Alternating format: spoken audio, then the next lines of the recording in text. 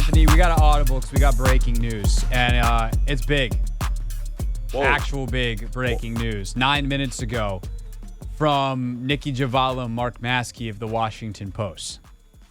Is this good breaking news or bad breaking news?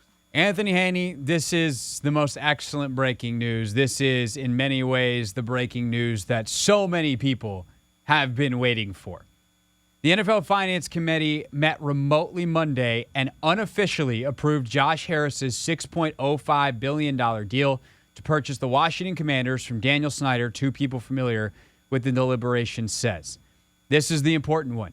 Attorneys for the NFL and Snyder have also reached an agreement resolving the legal issues that threaten to complicate the closing of the deal, these people said. That clears the way for the NFL and team owners to vote to ratify the sale during their meeting scheduled for Thursday in Minneapolis. Because not all 8 members participated in Monday's meeting, the Finance Committee did not take an official vote to recommend approval of the sale to the person.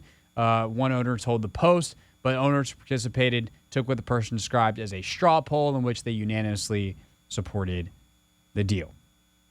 The sale is expected to close officially as soon as Friday. According to one of the people with knowledge of the deliberations, the findings of the NFL's investigation into Snyder and the Commanders being conducted by attorney Mary Jo White could be released soon thereafter. So that leaves Thursday.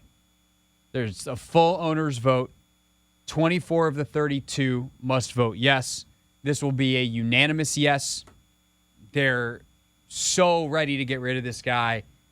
And it's, finally hearing like this is it. The legal hurdles that remained are not in place. What I am fascinated to see is the details of that. And I assume Maskey and others are working on this to determine what that agreement was, right? The indemnification, is that something where Snyder ultimately gets protection from the NFL? Is a reminder of what's at stake here, right? Indemnification does not mean that you can't be sued. Because, for instance, today, the Washington Post and others reported, actually I think it was reported by someone else first, so I apologize, I'm not remembering who. But someone reported that Jason Friedman, the former employee of the Commanders who has been the subject of a lot of talk out of Snyder and his attorneys and people that have put things on him that he says are not true, is ready to prove that in court. He sued them for defamation. And that is something that is going to have to be dealt with because this is something you learn in journalism school. Defamation is very hard to win if you have a suit for that.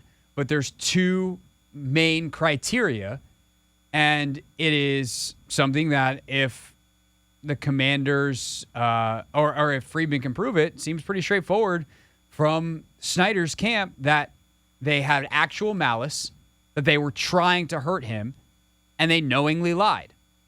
Now, they might say, oh, we were told bad information. We didn't know we were lying. So the two criteria are it can't be true and you have to have actual malice. But if they knowingly lied about a guy and did it for reasons to hurt him, like bang, bang, you're there. They can't stop that lawsuit because it's like, oh, we're indemnifying. What it means is that either Snyder, if the NFL gets sued, will pay for it, pay for the legal defense, or if Snyder gets sued, and if he was still an NFL owner, would have gotten legal defense aid from the league, he would still get that even though he's no longer an owner because the actions that he's being sued for happened while he was owner. So how that gets played out, not only from the potential of former employees to sue, but from the John Gruden email case, is a massive deal for those involved. I realize that for most people listening, y'all don't care a lick.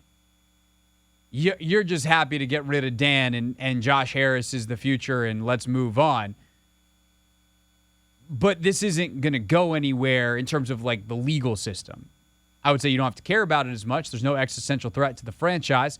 It's not going to derail a sale. It's not going to impact anybody who works here because that's not money that needs to be spent by the people currently involved in the team. All that is off the table. But I am, as someone who's followed the story and invested in it that way, am pretty fascinated to see what kind of resolution ultimately takes place. But without question, the most important thing off of this breaking news is that the path is finally clear. And last week it was like, you're emerging from the woods that you've been wandering in for 8 months. And, there's a couple times in there where, you're on a hiking trail and you're looking for that red paint on the tree. And you're like, yo, guys, we haven't seen any red paint in a while. And then here come Evan Novi Williams from Sportico. Or here came Adam Schefter. Here came Maskey and Nicky. Oh, okay, we're still on the path. We're still on the path. And now you're finally getting into the clearing, or maybe you're at the end of the hike and you're back at your car.